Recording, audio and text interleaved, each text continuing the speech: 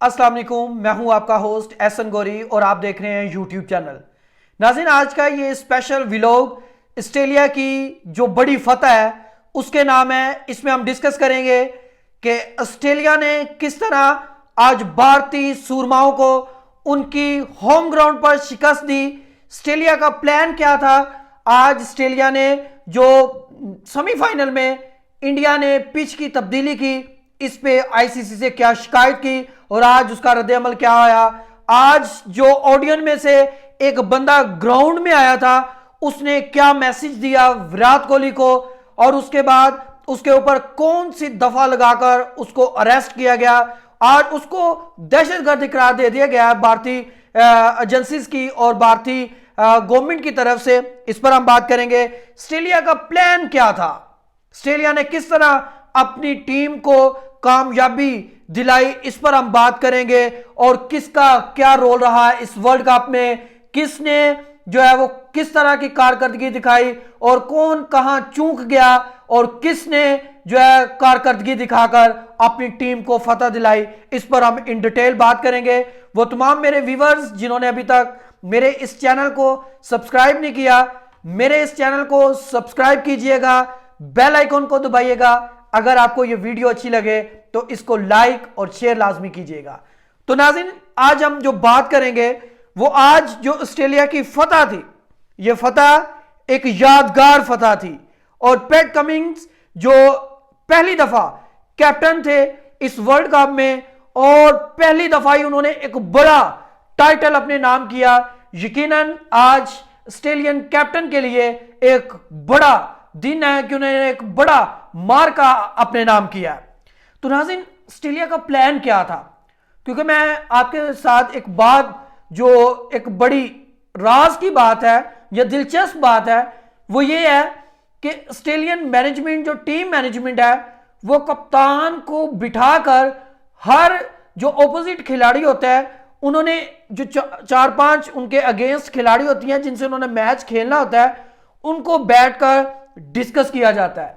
जिस तरह आज जो उन्होंने इंडिया के टॉप ऑर्डर को जो है उनके ऊपर पूरा प्लान बनाया हुआ था। और सबसे बड़ी बात, प्लान सब बना लेते हैं लेकिन प्लान को एग्जीक्यूट करना, इंप्लीमेंट करना, यह बहुत बड़ी बात होती है। और आज जिस तरह पेपर वर्क किया गया था, जिस तरह प्रैक्टिस की गई थी, आज वही सारी चीजें नजर आई और ऑस्ट्रेलिया ने बड़ी फतह अपने नाम की।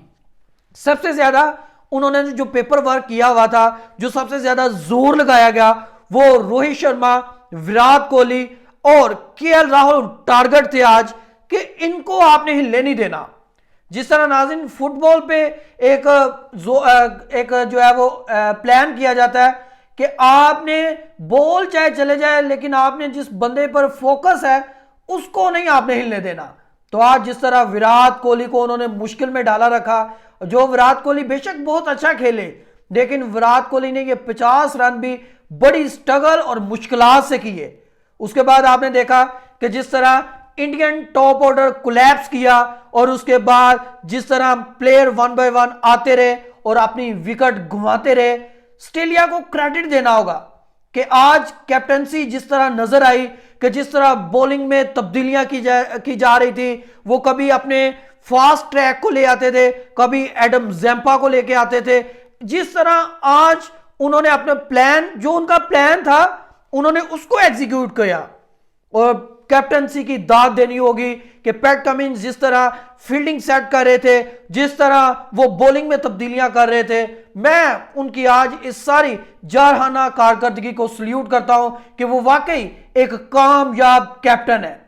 नाज़रीन, आज गो के पूरे वर्ल्ड कप में अगर हम देखा जाए तो इंडियन जो खिलाड़ी थी उनकी भी कारकर्दगी काबिल सताइश है, लेकिन आज जो ऑस्ट्रेलिया ने कर दिखाया वो एक बड़े लेवल की और एक बड़ी फतह थी।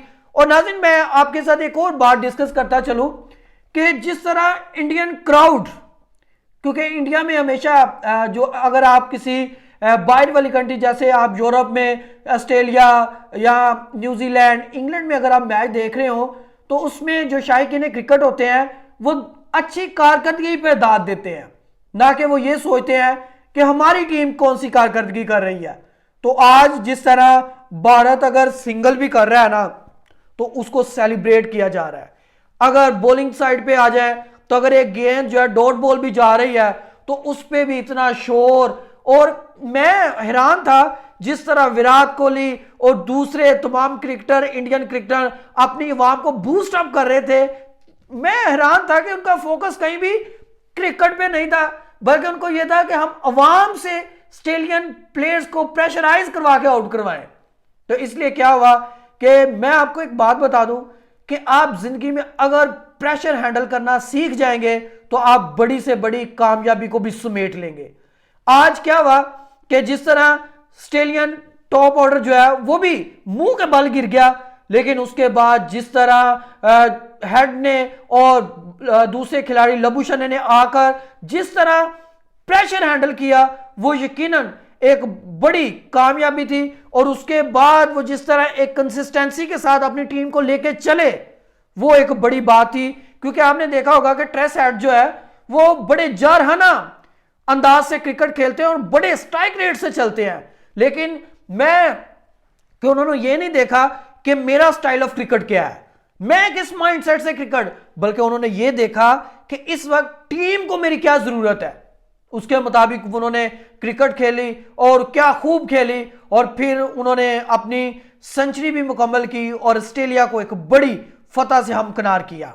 दूसरी तरफ नाज़रीन, आज जो मैं आपके साथ इस सारे आईसीसी इवेंट में एक बात बड़ी डिस्कस की जा रही थी कि कभी तो कहते थे कि इंडिया के जो बॉल मूवमेंट है उसके पीछे भी इनकी कोई इस तरह की करप्ट चालाकियां हैं जिसकी वजह से इनकी बॉल जो है बुमराह की, शामी की मूव करती है। और आपने देखा कि पिछले मैचेस में यह कहा जा रहा था कि बॉल तब्दील कर दी जाती है, इनको बॉल नहीं दी जाती है, क्योंकि आपने ये एक निज़ाम है कि पहले जो भी बॉल है वो अंपायर्स को दिए जाते हैं, फिर अंपायर जो है वो बॉल देते हैं।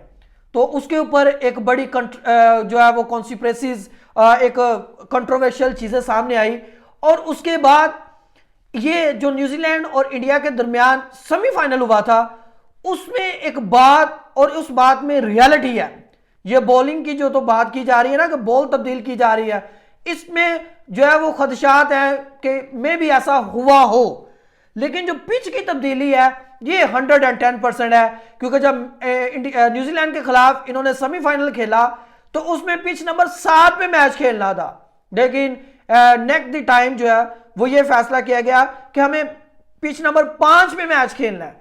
इस पर आईसीसी ने फिर एक्शन लिया और आज आईसीसी इस पूरे फाइनल को खुद सुपरवाइज कर रहा था। पिच से लेकर फाइनल सेरेमनी तक आईसीसी ने बड़ा अच्छा किरदार अदा किया, जिसकी वजह से आज इंडिया का कोई भी इस तरह का मामला देखने को नहीं मिला। और अगर इंडिया ने फिर इस तरह किया नहीं तो आज फिर वो जीते भी नहीं।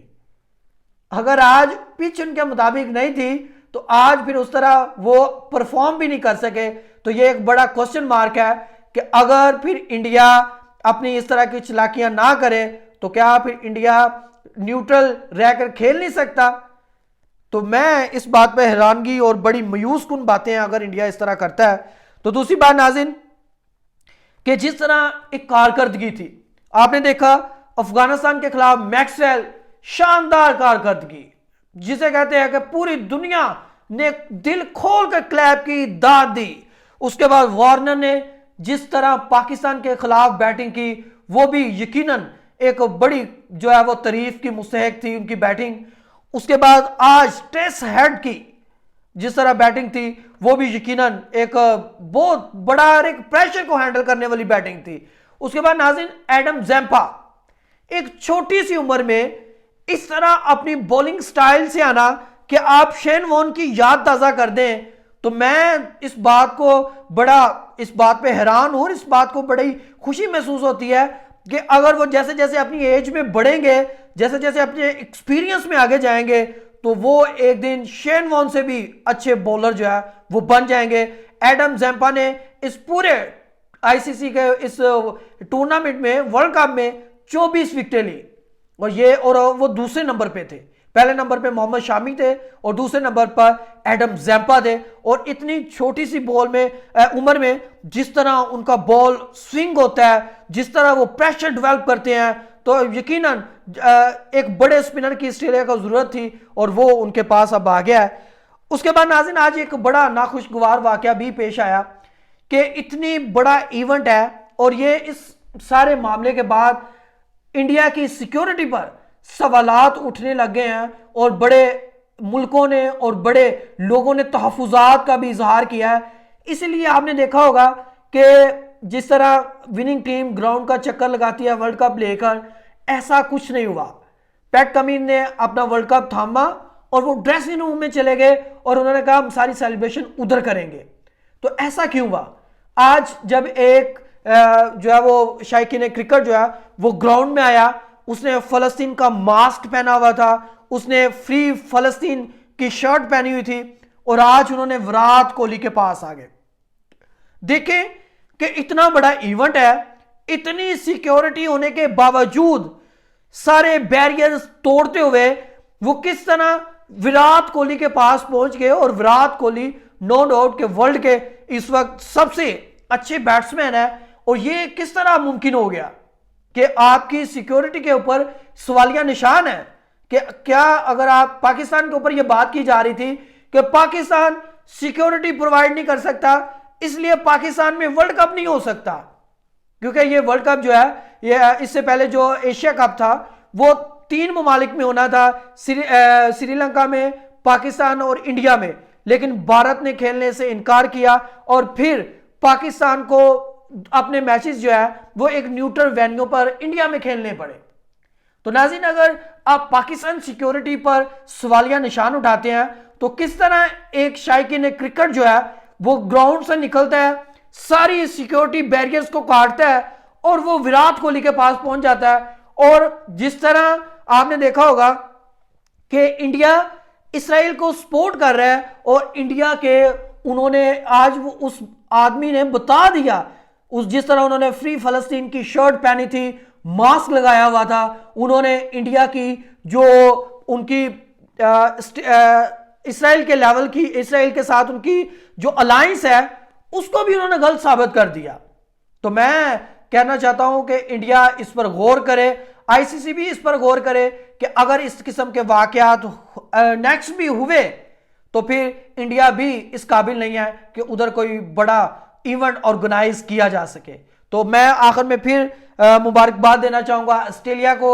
आज उनकी प्लानिंग, उनकी बैटिंग, फील्डिंग और कैप्टेंसी यकीनन वो एक बड़ी दाद की मुस्तहिक है और आज ऑस्ट्रेलिया में जश्न भी होगा और यकीनन सारे लोग खुश भी होंगे। और ऑस्ट्रेलिया डिजर्व करता था इतनी स्ट्रगल के बाद कि वो इस ट्रॉफी, इस वर्ल्ड कप को जीते और अपने नाम करे। अपने होस्ट एहसन गौरी को इजाजत दीजिएगा। अल्लाह हाफिज।